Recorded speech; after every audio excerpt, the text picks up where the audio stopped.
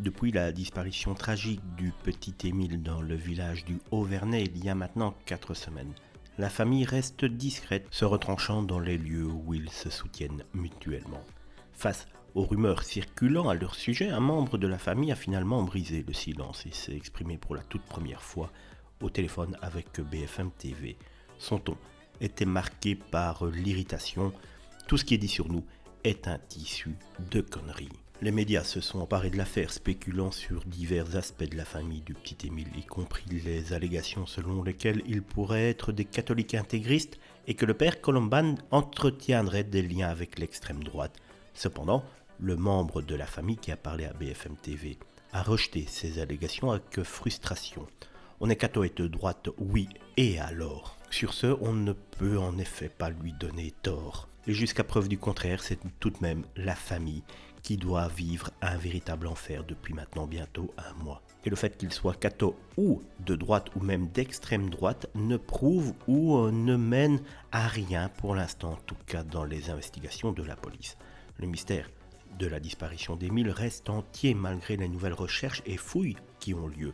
Les habitants du village ont été isolés du monde extérieur depuis le début de l'affaire. Et les restrictions d'accès au village ont pris fin hier dimanche et le maire a clairement dit qu'il ne reprendrait pas ce genre d'interdiction sauf si les journalistes venaient véritablement embêter les habitants du Haut-Vernay. La semaine dernière, de nouvelles informations ont été révélées concernant un incendie criminel qui a ravagé l'une des maisons des grands-parents maternels d'Émile il y a maintenant quelques années. Bien que le lien entre cet incendie et la disparition du petit garçon soit évoqué, l'enquête demeure opaque et les autorités judiciaires refusent de commenter davantage.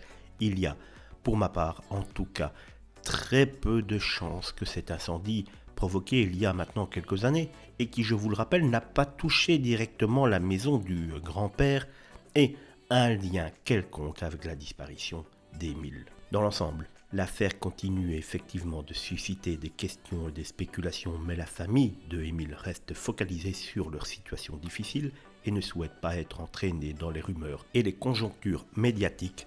On peut, en effet, très clairement leur donner raison, et ce n'est pas parce qu'ils ne sont pas devant les caméras qu'ils ne font pas tout pour qu'on puisse retrouver la trace d'Émile, même si personnellement j'aurais fait au moins une fois un appel pour que si quelqu'un avait vu quelque chose, il se déclare. Malheureusement pour l'instant, il n'y a aucune trace, aucun indice qui pourrait nous mener au petit Émile qui malheureusement depuis 4 semaines, lui, a disparu dans la nature.